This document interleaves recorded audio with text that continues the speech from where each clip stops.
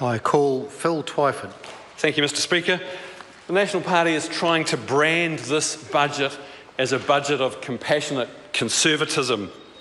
But what gives the lie to that particular piece of doublespeak is that the very first piece of legislation they try to ram through the House after this budget is legislation that basically is designed to help them flog off state houses in a fire sale at knockdown prices to their developer mates. It's the big payoff, it's the big payback, and actually it's not compassionate conservatism at all, it's cabinet club conservatism. That's what this is about. Flicking off state houses to your developer mates at knockdown prices, throwing state house tenants out onto the street and breaking up communities. That is the hallmark of this national government and what they're doing for state housing in this country.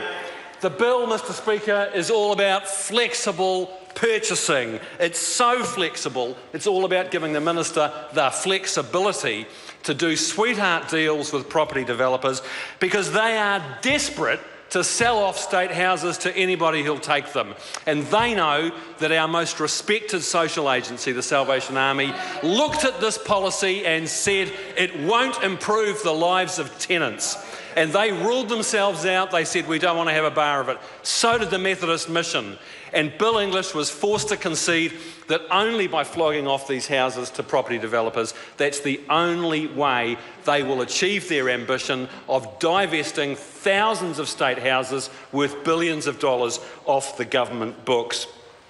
Mr. Speaker, this government has been a bystander for the last 6 years as a housing crisis has got worse and worse. House prices in Auckland went up 87% in the last 6 years. The average house price went up by over 100,000 in the last 12 months. We've got families living in cars and garages, and yet the Prime Minister is deep in denial. He says there's no housing crisis. He says there's no risk of a bust, but things are all fine in Parnell, apparently. Mr. Speaker, New Zealanders desperately wanted the government finally in this budget to do something about the housing crisis. That's what people wanted, and they've been cruelly let down today. Even though there's all the evidence that for the last few weeks, since the Reserve Bank Governor gave them a bollocking in this Parliament about the failure of this government to do anything about the housing crisis, they've been in a poll-driven panic to try to come up with things that make it look as if they're doing something about the housing crisis. We've seen their half-hearted measure to target property speculators that, based on Treasury analysis, will be lucky if it nets 1,000 speculators a year and bring in $18 million a year. It won't make a blind bit of difference to the rampant property speculation in Auckland. And today they announced a very good scheme to use vacant government land in Auckland to build housing on. But it was an idea that was developed and actually done. The study for it was done in 2008 by the Helen Clark Labor government. That government's been sitting on their hands for 6 years. They've done nothing with it while the housing crisis has got worse and worse. But in a panic before this budget, sir, they dust it off and present it as if it's a new idea. But the biggest con job of all the failed policies, the photo opportunities and the deception that is this government's housing policy is their state house sell-off. Because only the National Party would think that it's a good idea in the middle of a housing crisis where we have a spike all over the country in visible homelessness of people living on the streets and in caravan parks. Only the National Party would think it was a good idea to sell off the houses that you already own. And they tried to dress it up for months by saying that the Salvation Army were going to buy those houses, and the Salvation Army ruled that out. And Bill English, he doesn't care who they sell these houses to.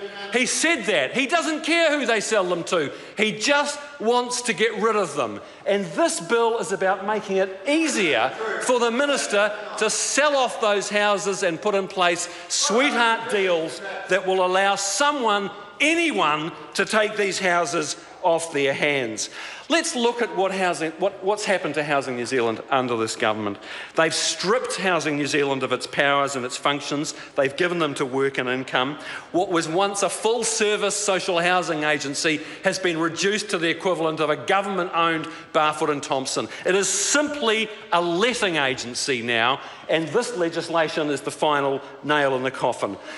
This government has been selling off state houses all over the country without telling anybody. In Wanganui in the last year, they sold 50 at an average of 33% below the government valuation, blatantly undermining property values in that town and flogging off publicly owned assets below their market value. That is an absolute shame. This government has milked $500 million in dividends off Housing New Zealand in the last 6 years. $500 million. They've used it as a cash cow to prop up their fictional surplus that never arrives. They've tightened the eligibility criteria so tight that even people who are in acute need and acute poverty cannot even get on the waiting list. They've subjected hundreds of vulnerable tenants, including the elderly, including the disabled, and families with young children, have been subjected to the needless stress and anxiety of tenancy reviews, fearful that they will be thrown out on the street by Paula Bennett. They've closed offices, they've sacked tenancy managers and forced tenants to use an 0800 number. And now this bill strips away the last functions that Housing New Zealand has. It is no longer allowed to even give the government advice on social housing. That's been taken away. They're no longer allowed to do research. They're no longer allowed to evaluate the work that they do. State housing, Mr. Speaker, has a proud history in this country. It's how we make sure in New Zealand that every child growing up in this country at least gets a decent roof over their heads, no matter how financially struggling mum and dad might be. It's how we make sure in New Zealand that every kid gets a decent start in life. And Mr. Speaker, that is why the taxpayer subsidised John Key and his mother to have a state house in Christchurch in the 1960s. And the security of the roof over their heads gave the Prime Minister a good start in life. And Paula Bennett, she benefited from the same generosity of taxpayers. And now the two of them, the worst hypocrites this House has ever seen, are willing to strip away and dismantle the very system of social support that gave that minister the start in life. But she's happy to pull the ladder up. She and John Key are happy to deny a generation of young New Zealanders the same opportunity that they had in life. And they don't care, sir. They don't care. Just imagine today's generation, a young John Key today in some suburb, in some city in New Zealand, sitting on a suitcase on the side of the road, thrown out of the house that he and his mother called home, worried, night is falling, he has no idea where he's going to sleep the night, no idea where they will call home.